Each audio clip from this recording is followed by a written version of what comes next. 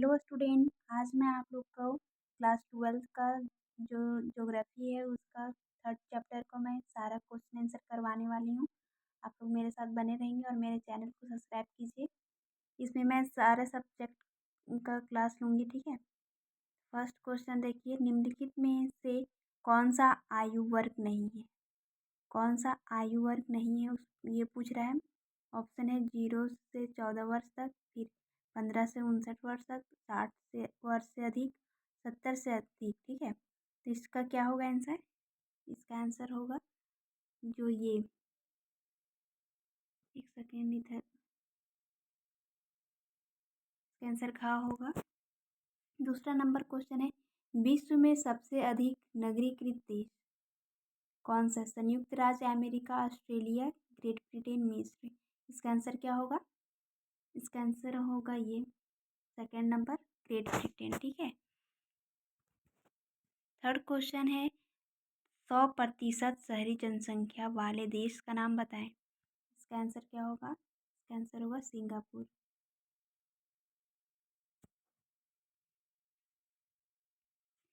अब हम लोग फोर्थ नंबर क्वेश्चन देखते हैं, विश्व की जनसंख्या में औसत लिंगानुपात क्या है? औसत लिंगानुपात क्या है? इसका आंसर होगा ग नंबर 990। अब नेक्स्ट क्वेश्चन है, निम्नलिखित में से किस देश में न्यूनतम जन्म दर पाई जाती है? ठीक, इसका क्या होगा आंसर? इसका आंसर होगा, एक सेकेंड इधर करती हूँ इसको।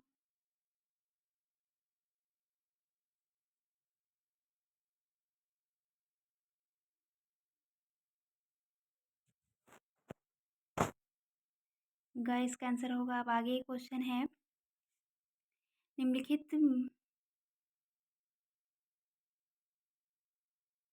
एक सेकेंड, इसका आंसर का नहीं ख होना चाहिए। इसका ग होगा, न्यूनतम दर जन्म दर पाई जाती है, भारत का होगा। और ये इसका होगा, वर्तमान में विश्व नगरीय जनसंख्या का प्रतिशत अनुपात में बताना है। तो इसका क्या होगा? इसका होगा 54:46, ठीक है। 7 नंबर क्वेश्चन है, निम्नलिखित में से कौन सा आयु वर्ग अर्जक है? 0 से 10, 15 से 60, 60 से 70, 25 से 40।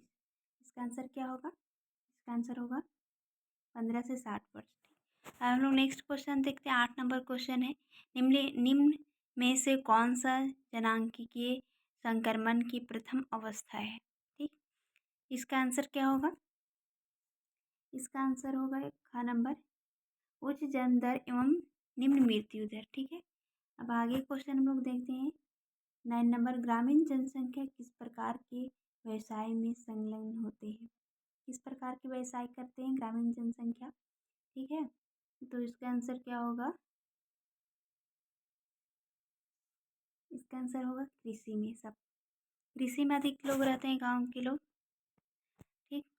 अब 10 नंबर क्वेश्चन है, भारत में किसी बस्ती को शहर कहलाने के लिए कम से कम कितनी जनसंख्या होनी चाहिए कि वो शहर का दर्जा उसको मिलेगा, ठीक। तो बताइए इसका आंसर। इसका आंसर क्या होगा?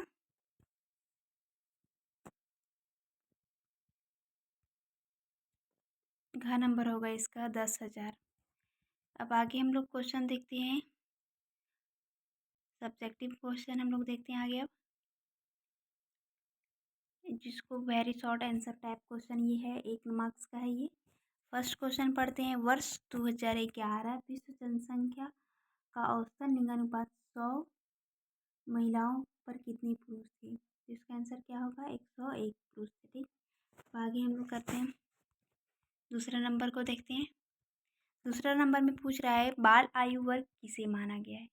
बाल आयु वर्ग किसे माना गया, यानी कि बच्चा, सबसे जो छोटा बच्चा होता है उसका उम्र क्या है? तो 0 से 14 वर्ष तक को बाल वायु बोला जाता है, ठीक। ह्रासमान जनसंख्या के पिरामिड क्या प्रदर्शित करता है? जो ह्रासमान का जनसंख्या का पिरामिड जो बनाया गया है वो क्या चीज़ को डिनोट करता है उस पिरामिड? तो जनसंख्या की वृद्धि का ऋणात्मक, ठीक है, कि क्या कितना बढ़ रहा है, ये चीज़ को कैसे बढ़ते गया, धीरे धीरे कैसे घटा, ये सब चीज़ को वहाँ दिखाता है पिरामिड में, ठीक। चौथा नंबर क्वेश्चन है, विश्व में सबसे अधिक नगरीकृत देश कौन सा है? जहाँ अधिक नगर है, जहाँ ज़्यादा सिटी है, तो कौन सा है? ग्रेट ब्रिटेन, ठीक है। अब 5 नंबर क्वेश्चन देखते हैं, 100% शहरी जनसंख्या वाले देश का नाम बताएं। तो क्या होगा आंसर इसका? सिंगापुर होगा आंसर। हम लोग शॉर्ट आंसर का क्वेश्चन जो है वो देखते हैं, जो 2.5 मार्क्स का है। ये बहुत इंपॉर्टेंट क्वेश्चन है। एक सेकेंड।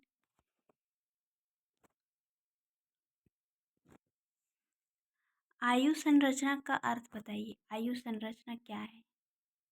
आयु संरचना किसी भी जनसंख्या की आधारभूत विशेषता होती है। जनसंख्या यहीं से स्टार्ट होता है, ठीक। किसी क्षेत्र की जनसंख्या में विभिन्न आयु वर्ग के लोग निवास करते हैं। कुल जनसंख्या में विभिन्न आयु वर्ग की जनसंख्या का मिलने वाला अनुपात क्या कहलाता है? आयु संरचना कहलाता है, ठीक है। और सामान्यतः किसी देश या प्रदेश की जनसंख्या को निम्नलिखित कितने भाग में हम लोग विभक्त किए हैं? तो 3 भाग में किए हैं। कौन कौन सा?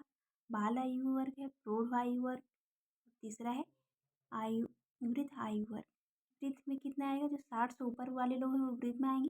और प्रौढ़ वृद्ध में कौन आएंगे? जो 15 से लेकर के 60 या 59, यहाँ लिखा गया 60 मानिए, उतना तक का जो लोग हैं। और बाल आयु जो सबसे छोटे होते हैं, जो 14 वर्ष, जो 0 बच्चे जो जन्म लेके खड़े थे वहाँ से लेकर के कितना 14 वर्ष के बच्चे लोग, ठीक है। आगे हम लोग सेकेंड नंबर क्वेश्चन देखते हैं, विश्व जनसंख्या की आयु संरचना 3 प्रमुख विशेषताओं को बताएं। क्या क्या विशेषता है आयु संरचना का, ठीक है, ये पूछ रहा है। इसमें लोग देखते हैं 3 प्रमुख विशेषताएं कौन कौन सी है। तो पहला हम लोग देखते हैं कि विकास, विश्व में विकासशील राष्ट्रों में उच्चतम जन्म दर मिलती है, जिसके कारण उनमें बाल आयु की प्रतिशत अधिक मिलती है। और दूसरा है, विश्व के विकसित राष्ट्रों में बाल आयु वर्ग प्रतिशत निम्न रहता है, क्योंकि उनमें निम्न दर की क्योंकि उनमें जन्म की जो दर वो कम मिलता है, ठीक। और तीसरा है, सभी देशों में 65 वर्ष की आयु के बाद आयु वर्ग में महिलाओं की संख्या पुरुषों से अधिक हो जाती है, ठीक। यही इसका विशेषता है, ठीक। अब तीसरा नंबर क्वेश्चन पर देखते हैं हम लोग क्या है, ग्रामीण एवं नगरीय जनसंख्या में अंतर को बताना है। ग्रामीण और नगरीय, गाँव और जो शहर है उसमें हम लोग को जनसंख्या क्या अंतर है वो पूछ रहा है। तो यहाँ हम लोग समझेंगे और देखिए इसका आंसर। अब ठीक है,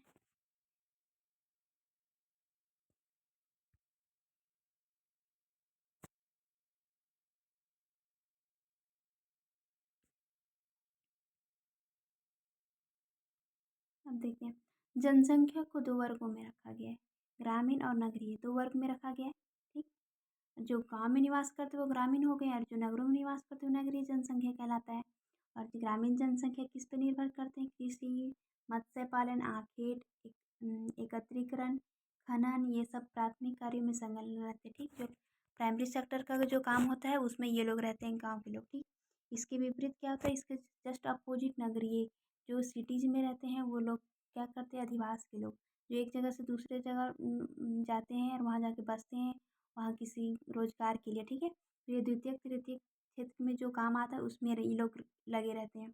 इसका प्रमुख कार्य कौन कौन सा है? तो इनका व्यापार होता है, उद्योग होता है, परिवहन सेवाएं आदि होता है, ठीक है। ग्रामीण और नगरीय जनसंख्या में अंतर, क्या जनसंख्या में अंतर पाया जाता है। विश्व के विकसित व औद्योगिक देशों में नगरीय जनसंख्या की प्रतिशत अधिक मिलती है, क्योंकि वहाँ डेवलप किया हुआ तो वहाँ लोग ज़्यादा शहर में वहाँ काम मिलता है तो लोग शहर में चले जाते हैं, क्योंकि वहाँ उन लोग को रोज़गार मिलता है। और जहाँ जिस देश में डेवलपमेंट नहीं हुआ रहता है वहाँ के लोग गांव में ही रहते हैं, क्योंकि उन लोग का रोज़गार गांव में ही रहता है, ठीक है। तो इसका ये डिफरेंट है दोनों में। जबकि विश्व में विकासशील देशों में नगरीय जनसंख्या प्रतिशत अपेक्षाकृत कम रहता है, ठीक है। इस बात को समझ गए। अब आगे देखते हैं हम लोग। अब लॉन्ग टाइप का क्वेश्चन है यहाँ, ये पूरे 5 मार्क्स का क्वेश्चन है, ठीक। तो इसको ये ज़्यादा मार्क्स के, इसलिए इसका आंसर भी बड़ा लिखना पड़ेगा और अच्छा लिखना पड़ेगा। ठीक, हम लोग फर्स्ट क्वेश्चन पढ़ते हैं। विश्व के विभिन्न भागों में आयु व लिंग में असंतुलन के लिए उत्तरदायी कारकों तथा व्यावसायिक संरचना की विवेचना कीजिए। यह असंतुलन क्यों है इसके बारे में पूछ रहा है। ठीक है, तो असंतुलन का क्या कारण यहाँ हम लोग पढ़ते हैं। जन्म दर में विभिन्नता। ठीक है, तो किस प्रकार से, तो इसमें पढ़िए। विश्व के जिन राष्ट्रों में जन्म दर मिलती है, उच्च जन्म दर मिलती है, जहाँ ज़्यादा लोग हैं जन्म लेते हैं, उनमें बाल आयु के लोग कितने होते हैं, 0 से जो 14 वर्ष के लोग उनके प्रतिशत ज़्यादा रहता है, वहाँ बच्चे ज़्यादा है। जबकि वृद्ध आयु वर्ग जो 60 से अधिक उम्र वाले वो रहते हैं, उनका प्रतिशत क्या होता है, बहुत कम होता है। ठीक है, दूसरी ओर विश्व के विकसित राष्ट्रों में निम्न दरें के चलते बाल आयु वर्ग की प्रतिशत निम्न तथा वृद्ध आयु की प्रतिशत अपेक्षाकृत अधिक मिलती है। क्यों, क्योंकि इनके विकसित राष्ट्र में है और इनका जो क्योंकि इनके जन्म दर क्या है, कम है। तो यहाँ क्या बोलता है कि यहाँ जो बच्चे लोग हैं वहाँ कम मिलते हैं और वृद्ध लोग के यहाँ ज़्यादा मिलते हैं। ठीक, अब दूसरा कारण क्या है, इसका दूसरा हम लोग देखते हैं। दूसरा है महिला पुरुष मृत्यु दरों में विभिन्नता। महिला और पुरुष में मृत्यु दर में विभिन्नता पाया जा रहा है। तो विभिन्नता कैसे है, मतलब डिफरेंस क्या है, ये देखते हैं हम लोग। तो दूसरा ये देखिए यहाँ से, विश्व के विकासशील राष्ट्रों में निम्नलिखित चिकित्सा सुविधाएं उपलब्ध होने के कारण शिशु मृत्यु दर तथा प्रजनन के समय में मातृत्व का मृत्यु दर अधिक मिलती है।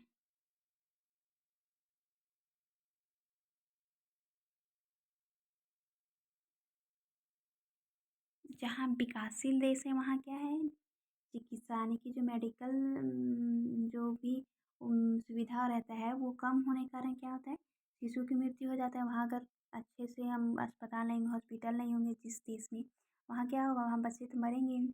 और प्रजनन समय मातृत्व यानी कि जब वो जन्म देते समय माता की मृत्यु हो जाती है।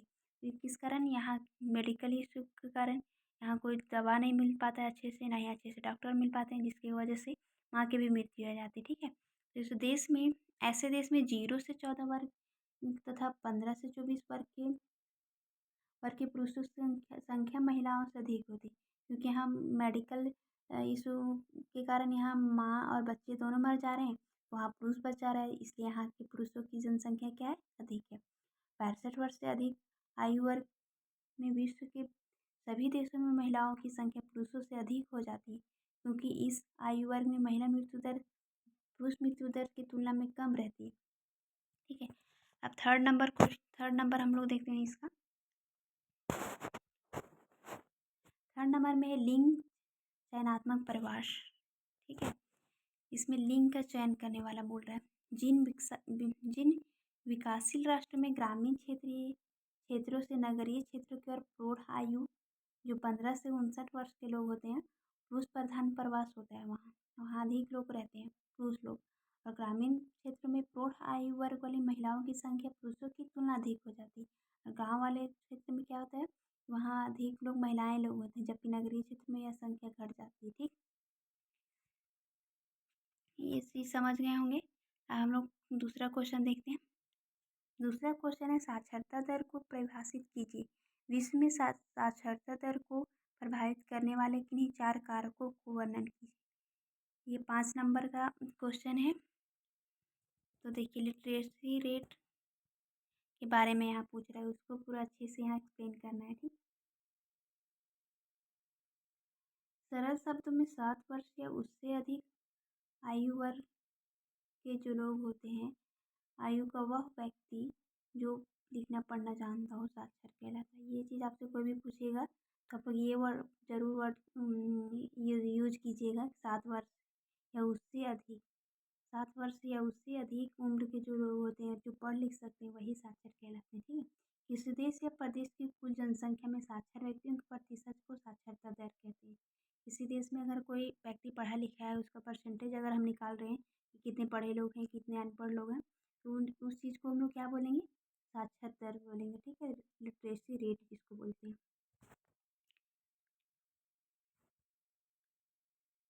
अब इसको प्रभावित करने वाले कारक कौन कौन से, ठीक।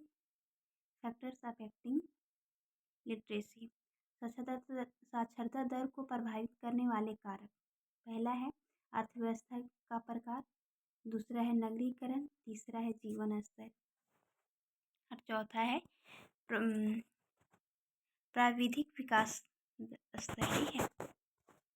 तो पहला हम लोग देखते हैं यहाँ से अर्थव्यवस्था का प्रकार। निर्वाह मूलक कृषि तथा पशुपालन की अर्थव्यवस्था की साक्षरता कम तथा कृषि कार्यों को छोड़कर अन्य कार्यों में लगे लोगों की साक्षरता अधिक पाई जाती है, ठीक। और नगरीकरण में है कि नगरीकरण की मात्रा तथा साक्षरता में धनात्मक संबंध होता है। नगरीकरण में उच्च मात्रा होने से साक्षरता दरें ऊंची होती है, जबकि ग्रामीण क्षेत्र में विविध क्रियाकलापों में पारिवारिक रूप से बच्चों के कार्य करने लगते हैं, जिससे वे शिक्षा की ओर विमुख हो जाते हैं। जो शहर में जो लोग रहते हैं वो पढ़ाई में अच्छे होते हैं, और जो गाँव में लोग होते हैं वो घर का जो काम वगैरह होता है उसमें लोग लग जाते हैं, तो पढ़ाई से थोड़ा सा हट जाते हैं। उसका जीवन स्तर के बारे में, पूरी लाइफ स्टाइल के बारे में, तो रहन सहन उच्च स्तर वाले परिवारों की साक्षरता अधिक पाई जाती, जबकि निम्न स्तर वाले परिवारों की साक्षरता दर कम पाई। इनका रहन सहन खान पान ये सब जिनको अच्छे से मिल पाता है वो लोग पढ़ाई को और अच्छे से अपना दे पाते हैं, और जो कम पढ़े लिखे लोग रहते हैं जिनका जीवन स्तर कम होता है, जो अच्छे पैसे नहीं होते जिनके पास, उनका क्या होता है, जो लिटरेसी रेट है उन लोगों को कम हो जाता है। और दूसरा है, चौथा नंबर है प्राविकता विकास दर।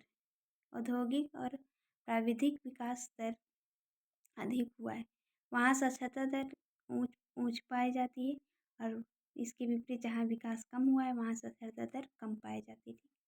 आई होप आप लोग को ये वीडियो अच्छा लगा होगा, और ये मेरा फर्स्ट टाइम है, मैं थोड़ा नर्वस हो रही हूँ। प्लीज़ आप लोग हमको सपोर्ट कीजिए, ठीक है। Thank you.